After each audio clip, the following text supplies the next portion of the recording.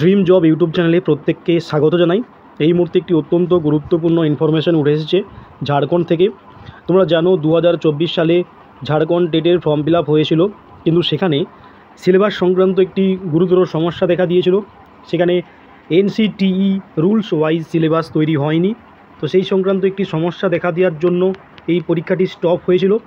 কিন্তু একটি খবর উঠে আসছে যে ঝাড়খণ্ড টেট সিলেবাসের কিন্তু সিলেবাস একেবারে চেঞ্জ হতে চলেছে, অর্থাৎ এনসিটি রুল অনুযায়ী কিন্তু এবারে সিলেবাস তৈরি হবে।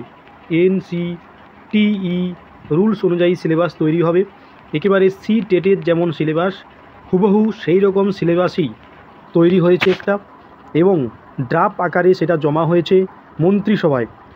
খুব শীঘ্রই সেই মন্ত্রিসভা সেই এনসিটিই রুলস ওয়াইজ পেপার 1 এবং পেপার 2 অর্থাৎ প্রাইমারি এবং আপার প্রাইমারির এই গেজেটটি স্যাংশন করে দেবে।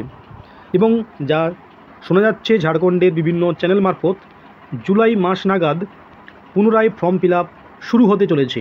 তবে যারা 2024-এ ফর্ম ফিল আপ করেছিল তাদের নতুন করে ফর্ম ফিল আপ করতে হবে না। কিন্তু আরেকটি খবর উঠে আসছে ঝাড়খণ্ডের বিভিন্ন নিউজ চ্যানেল মারফত নতুন করে আবার ফর্ম ফিল আপ করতে দেওয়া হবে। তোমাদেরকে জানিয়ে রাখছি, যারা ফর্ম ফিল আপ করোনি তাদেরকেও ফর্ম ফিল আপ করতে দেওয়া হবে, ঠিক আছে। এবং একেবারে NCTE rules wise paper 1 primary এবং পেপার 2 আপার প্রাইমারি পরীক্ষা হতে চলেছে জুলাই মাসে। যার ফর্ম ফিল আপ এবং নতুন করেও যারা ফর্ম ফিল আপ করতে চাও তাদেরও ফর্ম ফিল আপ করতে পারবে। এই ছিল আপডেট, অত্যন্ত গুরুত্বপূর্ণ, এবং পরীক্ষাও কিন্তু এই বছরই হয়ে যাবে, কারণ ঝাড়খণ্ডে খুব রিসেন্ট কিন্তু বিধানসভার ভোট হতে আছে। হয়তো সেই লক্ষ্য রেখেই ঝাড়খণ্ডেও এবার বিহারের মতো শিক্ষক নিয়োগের একটা জোয়ার আসছে বলে ঝাড়খণ্ডের বিভিন্ন নিউজ চ্যানেল মারফত খবর।